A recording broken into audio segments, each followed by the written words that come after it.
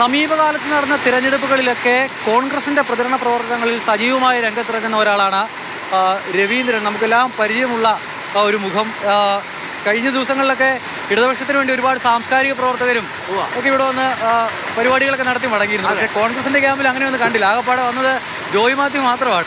കലാപ്രവർത്തകർ വന്നിട്ടുള്ളതിനകത്തേക്ക് പല കാര്യങ്ങൾ കൊണ്ടാണ് വരാത്തത്, അല്ലാതെ കോൺഗ്രസ്സിൽ കലാകാരന്മാരില്ലാത്തതുകൊണ്ടല്ല.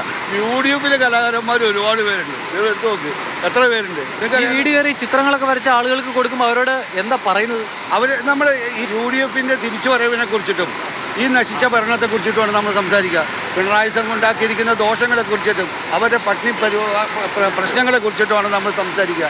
വേറെ സംസാരിക്കാനുണ്ട് അതല്ലേ ഉള്ളൂ ഇവിടെ. നമ്മൾ പറയേണ്ട ആവശ്യത്തില്ല.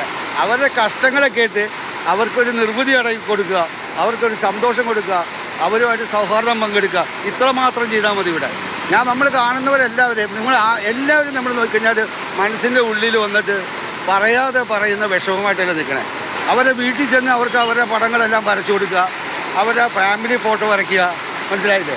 അവർക്ക് ഓർക്കാനായിട്ട് ഈ ഇലക്ഷനെ ഈ തെരഞ്ഞെടുപ്പിനെ അവർക്ക് ഓർത്തു നിൽക്കാൻ വേണ്ടിയിട്ടുള്ള ഒരു സമ്മാനമായിട്ടാണ് ഞങ്ങൾ പോകുന്നത്. ഇടതിനോട് ചേർന്ന് നടക്കുന്നതാണ് നല്ലതെന്നൊരു തോന്നൽ കലാകാരന്മാർക്കുണ്ടോ? അങ്ങനെയൊന്നുമില്ല.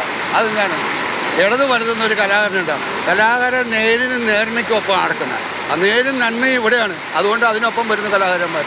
ആര്യാടൻ ഷൗക്കത്തിൻ്റെ പ്രചരണത്തിൻ്റെ ഭാഗമായി ഓരോ വീട്ടിലും കയറി അവിടുത്തെ ആളുകളുടെ ചിത്രങ്ങൾ വരച്ചു കൊടുക്കാൻ കലാകാരന്മാരടക്കം സജ്ജമാണ്. രവീന്ദ്രൻ്റെ നേതൃത്വത്തിൽ ഓരോ വീടും കയറി പ്രചരണ പരിപാടികളുമായി മുന്നോട്ട് പോവുകയാണ്.